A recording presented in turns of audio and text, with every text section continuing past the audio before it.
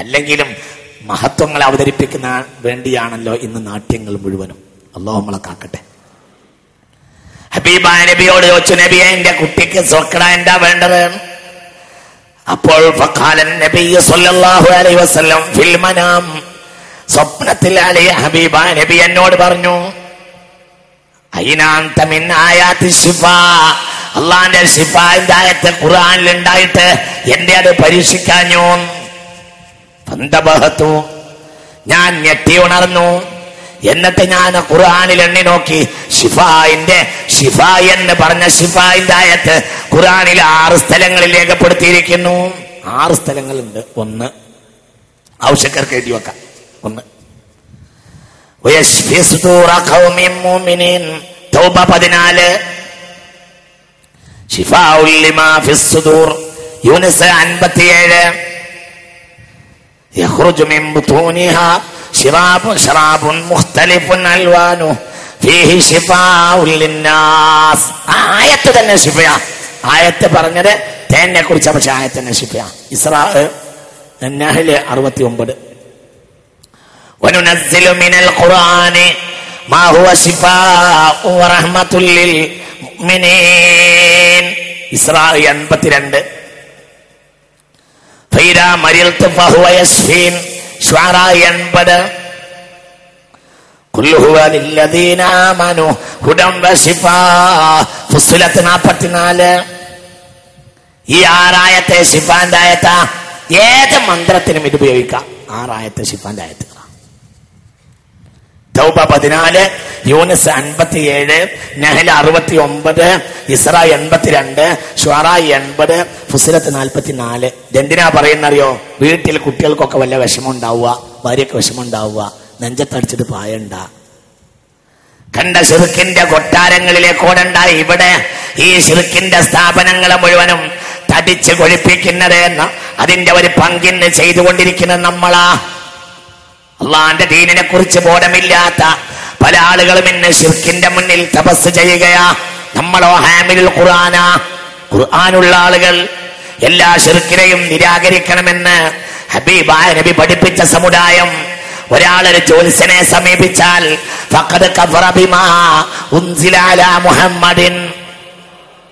ശ്രദ്ധിക്കുക, ഒരാൾ ഒരു ജ്യോത്സ്യനെ സമീപിക്കുകയും ഫസദ്ദഖ ബിമാ ഖാല, അയാൾ പറഞ്ഞത് വാസ്തവമാക്കുകയും ചെയ്താൽ ഫഖദ്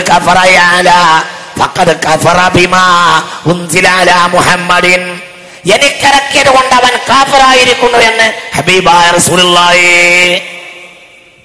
ഈ കലാമ് നമ്മളെ കയ്യിലുണ്ടായിട്ട് എത്ര വലിയ മോശമാണത്. ശ്രദ്ധിക്കുക. ഹബീബായ റസൂലുള്ളാഹി ശരീരത്തിന്റെ ആപത്ത് തടയാൻ വേണ്ടി മുസ്തഫ നബിക്ക് ഒരു പണിയുണ്ടായിരുന്നു. എന്നും ശരീരത്തിന് ശാരീരിക ശമനത്തിനൊരു പ്രധാനപ്പെട്ടതാണ് എല്ലാവർക്കും. ദിഫാ, അതായത് രോഗം വരാതെ സൂക്ഷിക്കലാണ്. രോഗം വന്നിട്ട് ചികിത്സിക്കുന്നതിനേക്കാൾ പ്രധാനം രോഗം വരാതെ സൂക്ഷിക്കലാണ്. അതിനൊരു പ്രധാനപ്പെട്ട മരുന്നാണ് എന്ത്? ഉറങ്ങാൻ കിടക്കുന്ന നേരത്ത് കൈ കൂട്ടി പിടിക്കുക. എന്നിട്ടോ ഒരു തവണ സൂറത്തുൽ ഇഖ്ലാസ്, ഒരു തവണ ഫലക്ക്, ഒരു തവണ നാസ്, എന്നിട്ട് കയ്യിലേക്ക് ഊടുക.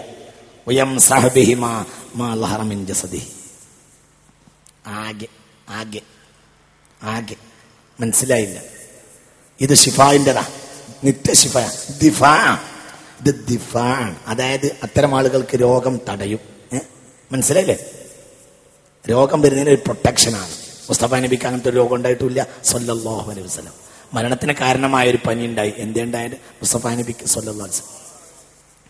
എത്രത്തോളം ആയിഷ ബീവി റളിയല്ലാഹു അൻഹ പറയുന്നുണ്ട്, രോഗം മൂർച്ഛിച്ച് ഹബീബായ നബിക്ക് ഓടിയിട്ട് തടയാൻ കഴിഞ്ഞില്ല. അപ്പോൾ ഞാൻ ഓടിയിട്ട് ഹബീബായ നബിയുടെ കൈ കൊണ്ട് തടഞ്ഞു കൊടുത്തു.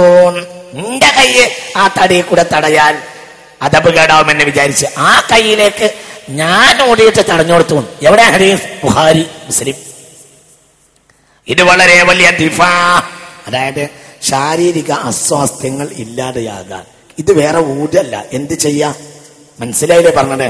പക്ഷെ അതിന്റെ വിധം ഇങ്ങനെയാ. അതായത് കൈ ഇങ്ങനെ പിടിക്കുക, എന്നിട്ട് ഇഖ്ലാസ്, ഫലക്ക്, നാസ്. ഫാത്തിഹ പ്രത്യേകം പറയേണ്ടതില്ല കേട്ടോ.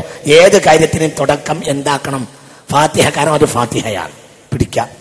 എന്നിട്ട് കയ്യിലേക്ക് ഓടുക. എന്നിട്ട് ഇങ്ങനെ അങ്ങോട്ട് തടയുക. പിന്നെ കൈ ഇങ്ങനെ പിടിക്കാം. മനസ്സിലായില്ല? അതായത് 3 തവണ ഓതിയിട്ട് ഒരു തവണ തടയുകയല്ല, ഒരു തവണ ഓടുക എന്നിട്ട് തടയാം. പിന്നെയും കൈ ഇങ്ങനെ പിടിക്കുക. മനസ്സിലായില്ലേ? കൈ ഇങ്ങനെ പിടിക്കുക, എന്നിട്ട് വീണ്ടും തടയുക, പിന്നെയും. അങ്ങനെ എത്ര തവണ? 3 തവണ. ഇത് വഫാത്ത് വരെ ഹബീബായ നബി ചെയ്ത ഏറ്റവും വലിയ ദിഫാഇന്റെ പ്രവർത്തനമാണ് എന്ന് മഹാന്മാർ രേഖപ്പെടുത്തിയിരിക്കുന്നു. ഇത് ഇന്നലെ രാത്രി ചെയ്തവരെന്ന് കൈപൊക്കി.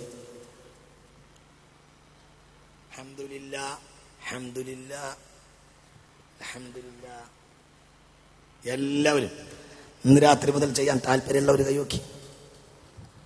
അല്ലാഹു തആല തൗഫീഖ് ചെയ്യട്ടെ. രോഗം വന്നുപോയാലേ പിന്നെ നെട്ടോട്ടോടിയിട്ട് കാര്യമില്ല. ദിഫാ ആണ്. ഇതൊക്കെ ഒന്ന് ചെയ്ത് നോക്ക്. ഇതാര് ചെയ്ത ദിഫാ? ശരീഅത്തെ പ്രൊട്ടക്ട് ചെയ്യാണ്. ആര്? ഹബീബായ റസൂലുള്ളാഹി. ഇതാ മുസ്തഫ നബിയുടെ രീതി സല്ലല്ലാഹു അലൈഹി വസല്ലം. സുന്നത്തെ ഹയാത്താക്കാൻ വേണ്ടിയിട്ട് പ്രതിജ്ഞ ചെയ്യേ. ആരെങ്കിലും കാണിക്കാനുള്ള പ്രതിജ്ഞകൾക്കൊന്നും ഒരർത്ഥമില്ല. സുന്നത്തെ ഹയാത്താക്ക, അതിനാണ് 100 ഷഹീദിന്റെ കൂലി കിട്ടുക. മൻ അഹ്യാ സുന്നത്തി ഇൻദ ഫസാദി ഉമ്മത്തി. അതാ അവിടെയാണ്. സൃഷ്ടികളെ കണ്ണ് തുറപ്പിക്കാനല്ല നോക്കേണ്ടത്, സ്രഷ്ടാവിന്റെ നോട്ടുണ്ടാക്കാനാണ്. സ്രഷ്ടാവിന്റെ നോട്ടുണ്ടാകൽ ബി ഇഹ്യായി സുന്നത്തി മുഹമ്മദിൻ സല്ലല്ലാഹു അലൈഹി വസല്ലം. അത് ഹയാത്താക്കി. ഫലഹു അജ്റു മിഅതി ഷഹീദ്, ഫലഹു അജ്റു മിഅതി ഷഹീദ്. 100 ഷഹീദിന്റെ കൂലി കിട്ടുന്ന സേവനം ഇതാണ്. വിവരമുണ്ട് എന്ന് പറഞ്ഞിട്ട് വിവരമില്ലായ്മ ചെയ്യലല്ലാതെ ഇതാണ് വിവരം. വളരെ ഗൗരവമായി മുസ്ലിമീങ്ങൾ ഇത് ചിന്തിക്കണം. അപ്പൊ ഇതിന്റെ ദിഫാ ആണ്. ഇത് മുസ്തഫ നബി ചെയ്യും സ്ഥിരം. പിന്നല്ല ഹബീബ റസൂലുള്ളാഹി സ്വല്ലല്ലാഹു അലൈഹി വസല്ലം. അതേപോലെ ദിഫാഇന്റെ മറ്റൊരു പ്രവർത്തനം മഗ്രിബിന് ശേഷം എല്ലാ ദിവസവും ദിഫാ. 3 തവണ ഖുൽ ഹുവല്ലാഹു അഹദ്, 3 തവണ ഫലഖ്, 3 തവണ നാസ്. ദിഫാ എല്ലാ ദിവസവും ചെയ്യാം. ശ്രദ്ധിക്കുക. മഗ്രിബ് കഴിഞ്ഞിട്ട് മഗ്രിബിന്റെ ബാങ്ക് കൊടുത്ത് നിസ്കാരം കഴിഞ്ഞ ഉടനെ ഏകദേശം ആപത്തൊക്കെ അതിന്മ തടയും. 3 തവണ. അത് പിന്നെ ഒന്നിച്ചാണ്. 3 ഖുൽ ഹുവല്ലാഹു അഹദ്, 3 ഫലഖ്. മഗ്രിബ് കഴിഞ്ഞാൽ മഗ്രിബ് എന്ന മഗ്രിബ് നിസ്കരിക്കാനുള്ള നിസ്കാരം കഴിഞ്ഞ ഉടനെ, മഗ്രിബ് നമസ്കാരം കഴിഞ്ഞ, ശ്രദ്ധിക്കണില്ലേ പറഞ്ഞത്? നിസ്കാരം കഴിഞ്ഞ ഉടനെ. മഗ്രിബിനവിടെ സമയം ഉണ്ടാവില്ലല്ലോ. ഇനി എന്താവാ? ബാങ്ക് കേട്ട തിരക്കിന്റെ ഇടയിൽ പള്ളിയിലേക്കുള്ള നടത്തത്തിലാവാ. സമയം കിട്ടിയാൽ മതി. അവിടെ സമയം കിട്ടിയാൽ മതി. മറ്റൊരു പണിയില്ല. ദിഫാ വേറൊന്നുമില്ല, തടവാനൊന്നുമില്ല, ഓതുക മാത്രം. എങ്ങനെ?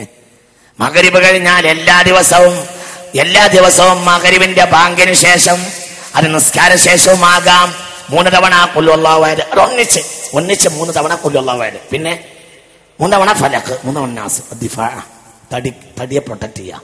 ദിഫാ ഒന്നും ഉണ്ടാവില്ല. എല്ലാ രോഗത്തിനും മരുന്നായ ഒരു ശമനം. സാദുൽ മആദിൽ ഇബ്നു തൈമിയുടെ ശിഷ്യനായ ഹാഫിദ് ഇബ്നു ഖയ്യിം പറയുന്നു, ഞാനല്ല ഇത് പറയുന്നത്. ഇബ്നു തൈമിയുടെ ശിഷ്യനായ ഹാഫിദ് ഇബ്നു ഖയ്യിം തന്റെ സാദുൽ മആദിൽ പറയുന്നു, തുക്തബു സൂറത്തുൽ ഇഖ്ലാസ് ഫീ നായിം ബിസഅഫറാൻ. പനിനീരിന്റെ വെള്ളവും കുങ്കുമവും ചാലിച്ചിട്ട് സൂറത്തുൽ ഇഖ്ലാസ് 3 തവണ ഒരു പാത്രത്തിൽ എഴുതുക. ഖുൽ ഹുവല്ലാഹു അഹദ്. ശ്രദ്ധിക്ക. ആരായി ഇത് പറയുന്നത്? ഇതൊക്കെ നൂറ്റാണ്ടുകൾക്ക് മുമ്പ് രേഖപ്പെടുത്തിയ കാര്യങ്ങളാ. മഹാന്മാർ രേഖപ്പെടുത്തിയതാ. ഇബ്നു തൈമിയുടെ ശിഷ്യനായ ഹാഫിദ് ഇബ്നു ഖയ്യിം പോലും തന്റെ സാദുൽ മആദിൽ ഈ കാര്യം രേഖപ്പെടുത്തിയിരിക്കുന്നു. സാദുൽ മആദാണ് ഞാൻ ഈ വായിക്കുന്നത്. കുങ്കുമത്തെ പനിനീർ വെള്ളം കൊണ്ട് ചാലിക്കുക. എന്നിട്ട് ആ പനിനീർ വെള്ളം പഴയ വീടുകളിലൊക്കെ ഉണ്ടായിരുന്നു. ഈ മുളയുടെയും മറ്റുമൊക്കെ മൊന ഉണ്ടാക്കി വെക്കും. എന്തിന്? എഴുതാൻ വേണ്ടി. ഖുൽ ഹുവല്ലാഹു അഹദ് ഒരു പാത്രത്തിൽ എഴുതുക 3 തവണ. എന്നാൽ ഫയശ്റബുഹൽ, എന്നിട്ട് എന്ത് ചെയ്യുക? എന്നിട്ട് ബഅദ അൻ ജഫൽ കിതാബ